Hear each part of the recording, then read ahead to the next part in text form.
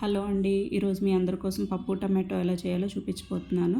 దీనికోసం ఒక చిన్న టీ గ్లాస్‌తో కందిపప్పును తీసుకుందాము. దీన్ని వాటర్ వేసుకొని కొంచెం నీట్‌గా శుభ్రం చేసుకుందాము. ఒక 2, 3 టైమ్స్ మనం నీట్‌గా పప్పుని కడిగేసి పక్కన పెట్టుకోవాలండి.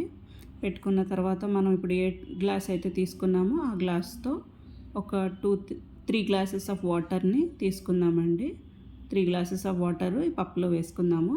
వేసుకున్న తర్వాత నీట్‌గా శుభ్రంగా కడిగి పెట్టుకున్నటువంటి టమాటోలు ఒక 3 తీసుకున్నానండి. పచ్చిమిర్చి ఒక 4, 5, హాఫ్ కట్ చేసుకున్న ఉల్లిపాయ తీసుకున్నాను.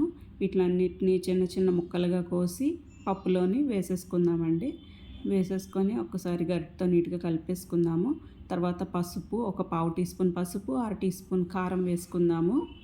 వేసుకున్న తర్వాత గరిటెతో మళ్ళీ ఒకసారి నీట్‌గా అన్నీ కలిసేలా కలిపేసుకుందాము. కలిపేసుకొని కుక్కర్ మూత పెట్టేసుకొని కుక్కర్ ఆన్ చేయకూడదండి, పప్పు నానాలి కాబట్టి కాసేపు అలానే వదిలేద్దాము.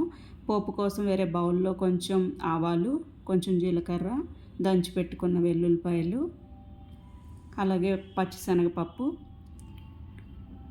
ఎండుమిర్చి, కరివేపాకును కూడా తీసుకుందామండి. తీసుకొని ఇవన్నీ పోపు కోసం మనం సిద్ధంగా పక్కన పెట్టుకుందాము. పప్పు ఒక అరగంట పాటు నాని ఉంటుంది. ఇప్పుడు మనం స్టవ్ ఆన్ చేసుకుందాము. ఫ్లేమ్ని హైలో పెట్టుకుందామండి. కుక్కర్ విజిల్స్ అనేవి కాసేపటికి రావడం స్టార్ట్ అవుతుంది. ఒక 4, 5 విజిల్స్ అలా వచ్చిన తర్వాత మనం చూసుకొని స్టవ్ ఆఫ్ చేసుకోవచ్చండి.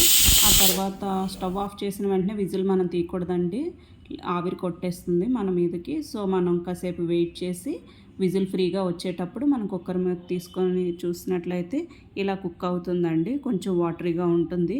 దీన్ని మళ్ళీ ఇంకొకసారి మనం కుక్కర్ మూత తీసిన తర్వాత మళ్ళీ స్టవ్ వెలిగించి ఇంకో కాసేపు కుక్ చేయాలండి, నార్మల్గా మూత పెట్టకుండా. ఇలా బబుల్స్ రావడం స్టార్ట్ అవుతుందండి. మనం ఇందాక సాల్ట్ అది వేయలేదు కదా, ఒక్కసారి మనం గరిటెతో ఇలా కలుపుకొని ఒక టీ స్పూన్ సాల్ట్ వేసుకుందామండి. వేసుకున్న తర్వాత చిన్న నిమ్మకాయ కన్నా చిన్న సైజులో చింతపండు తీసుకొని మనం ఇందులో పప్పులో వేసుకుందామండి. వేసుకొని ఒకసారి కలిపేసుకుందాము. కలిపేసుకున్న తర్వాత కాసేపు అట్లానే ఉంచినట్లయితే మీడియం ఫ్లేమ్లో పెట్టుకోవాలండి. ఇదంతాను మనం అబ్జర్వ్ చేసుకుంటూ ఉండాలి. ఆ తర్వాత ఆఫ్ చేసేసుకున్నాము. ఇప్పుడు పోపు కోసం ఒక కడాయిలో ఆయిల్ వేసుకొని పోపు దినుసులు వేసేసుకున్నాము. వేసేసుకున్న తర్వాత ఒకసారి గరిటెతో కలిపేసుకొని పోపుని పప్పులోకి ట్రాన్స్ఫర్ చేసుకోవచ్చండి. మనకు కావాలంటే కొంచెం కొత్తిమీర, ఇంగువను కూడా యాడ్ చేసుకోవచ్చు పోపులోని. అంతేనండి, ఎంతో రుచికరమైన పప్పు టమాటో మనకి రెడీ అయిపోయింది.